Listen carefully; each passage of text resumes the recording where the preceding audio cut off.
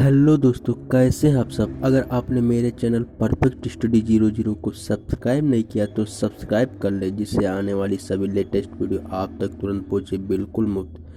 आज मैं आप लोगों को ट्रांसफार्मर का इंट्रोडक्शन देने जा रहा हूं, जो आपके सामने दिखाई दे रहा होगा। ट्रांसफार्मर, जिसका हिंदी नाम होता है परिणामित्र। चलिए ट्रांसफार्मर के बारे में जानते हैं। जैसा कि आप लोग देख रहे हैं इसमें कि ट्रांसफार्मर एक प्योर एसी स्टैटिक मशीन है, यानी कि ट्रांसफार्मर जो होती है एसी पर कार्य करती है, इसीलिए इसे एसी स्टैटिक मशीन बोलते हैं। प्योर जो इलेक्ट्रोमैग्नेटिक इंडक्शन यानी कि विद्युत चुंबकीय प्रेरण के सिद्धांत पर तथा फैराडे के नियम पर कार्य करता है। यानी कि यह ट्रांसफार्मर जो होता है वह विद्युत चुंबकीय प्रेरण के सिद्धांत तथा फैराडे के नियम पर कार्य करता है। ट्रांसफार्मर जो होता है लो वोल्टेज को हाई वोल्टेज तथा हाई वोल्टेज को लो वोल्टेज में बदलता है। इसलिए इस प्रोसेस में जो होता है फ्रीक्वेंसी तथा पावर जो होता है कांस्टेंट रहता है। वैसे तो वोल्टेज के आधार पर ट्रांसफार्मर को दो भागों में बांटा गया है, एक स्टेप अप ट्रांसफार्मर, दूसरा स्टेप डाउन ट्रांसफार्मर। चलिए स्टेप अप ट्रांसफार्मर के बारे में जानते हैं।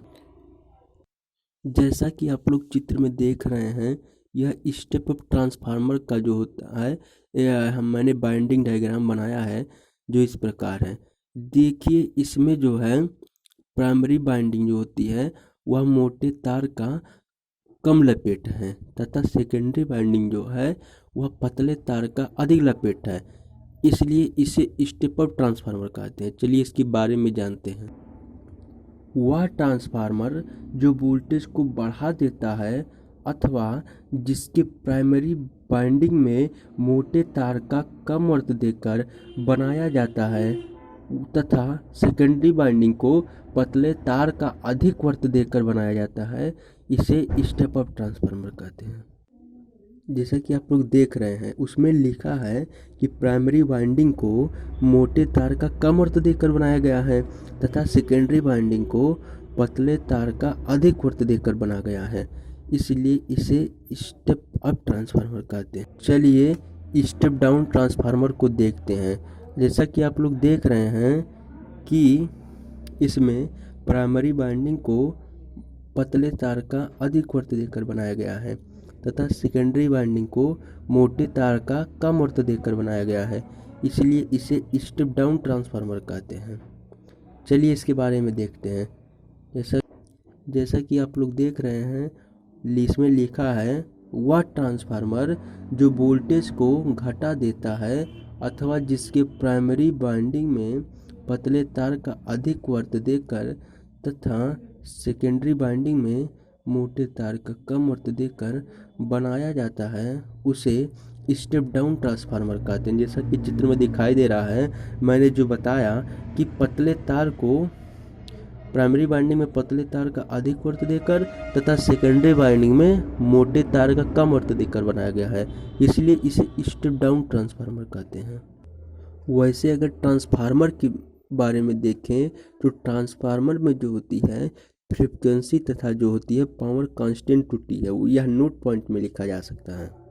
चलिए हम ट्रांसफार्मर के कार्य सिद्धांत को देखते हैं, जो इस प्रकार जैसा कि इसका डायग्राम आप लोग देख रहे हैं कि इसमें वोल्टेज इनपुट दिया गया है तथा वोल्टेज आउटपुट पे लोड को लगाया गया है तथा वोल्टेज इनपुट में एसी सप्लाई को दिया गया है तथा इसमें इनपुट फेरों की संख्या तथा आउटपुट में फेरों की संख्या तथा इसमें फ्लक्स देख रहे हैं। चलिए इसको कैसे लिखते हैं इसके बारे में देखते हैं। जैसा कि इसमें लिखा गया है कि जब ट्रांसफार्मर के प्राइमरी साइड को सप्लाई से जोड़ा जाता है तो प्राइमरी वाइंडिंग में फ्लक्स परिवर्तन के कारण एक ईएमएफ उत्पन्न होता है। यानी कहने का मतलब यह है कि जब प्राइमरी बाइंडिंग को मतलब प्राइमरी साइड को ना सप्लाई से यानी बी इनपुट यानी कि एसी सप्लाई से जोड़ा जाता है तो फ्लक्स परिवर्तन के कारण यानी कि जब प्राइमरी साइड में हम जो है एसी सप्लाई को देते हैं तो देखिए इधर फ्लक्स जा रहा है, इधर फ्लक्स पूरे चारों तरफ मतलब घूम रहा है। तो यहाँ इधर से जो एसी सप्लाई होती है यानी कि एक प्रकार का कंडक्टर जो जब कोई कंडक्टर काटता है यानी फ्लक्स को जब काटेगा एसी सप्लाई, तो मतलब कि काटने के कारण इसमें ईएमएफ उत्पन्न होता है। जैसा कि फैराडे का प्रथम नियम कहता है कि जब कोई चालक चुंबकीय बल रेखाओं को काटता है तो उसमें ईएमएफ उत्पन्न होता है। वही नियम यहाँ पर कार्य करता है। चलिए अब देखते हैं, जिसका मान जो होता है फैराडे के नियमानुसार जो होता है E1 बराबर -N1d∅/dt, यानी कि यह प्राइमरी साइड का है। E1 बराबर -N/d∅/dt समीकरण 1 हो गया। चलिए सेकेंडरी के बारे में देखते हैं। चूँकि सेकेंडरी बाइंडिंग जो होता है प्राइमरी बाइंडिंग के बहुत नज़दीक है, यानी कि जैसा कि आप लोग देख रहे हैं कि प्राइमरी बाइंडिंग जो होता है वह सेकेंडरी बाइंडिंग, यानी कि यहाँ पर चित्र में मैंने दूर बताया है, लेकिन यहाँ अगर वैसे ट्रांसफार्मर देखेंगे तो दोनों अंदर जो होता है दोनों बगल ही में होते हैं। इसमें लिखा है चूँकि सेकेंडरी बाइंडिंग जो होता है प्राइमरी बाइंडिंग के बहुत नज़दीक है, अतः म्यूचुअल इंडक्शन यानी कि अन्योन्य प्रेरण के कारण इसमें एक ईएमएफ उत्पन्न हो जाता है।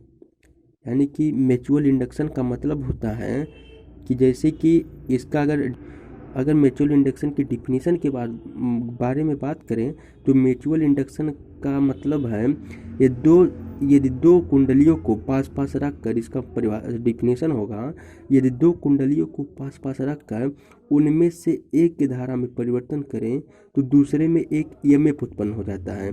यानी कि इसमें विद्युत वाहक बल उत्पन्न हुआ है प्रथम में प्राइमरी में, तो अब इसमें विद्युत वाहक बल उत्पन्न होने के कारण धारा उत्पन्न होगा, तो धारा उत्पन्न होने से द्वितीय में एक ईएमएफ उत्पन्न होगा, तो पक्का है। अब देखते हैं, जिसका मान फैराडे के नियमानुसार E2 बराबर -N2d∅/dt है, समीकरण 2 हो गया। समीकरण 2 से 1 में भाग देने पर तो भाग देंगे तो E2/E1 बराबर -N2/N1 हो जाएगा। आइडियल कंडीशन में आप जानते हैं कि B1 I1 बराबर B2 I2 होगा, यानी कि B2/B1 बराबर I1/I2। जैसा कि हम जानते हैं कि यह प्रकार का ईएमएफ जो होता है वह एक प्रकार का वोल्टेज समझ लीजिए, तो B1 बराबर E1 हो जाएगा, B2 बराबर E2 हो जाएगा। अब जानते हैं कि E2/E1 बराबर B2/B1 बराबर N2/N1 बराबर I1/I2 हो जाएगा, बराबर नियतांक यानी कि के हो जाएगा। के को जो होता है ट्रांसफार्मर रेशियो कहते हैं। आज के लिए इतना ही, अगला वीडियो मैं कल लेकर आऊँगा। चैनल को सब्सक्राइब करना ना भूले बिल्कुल।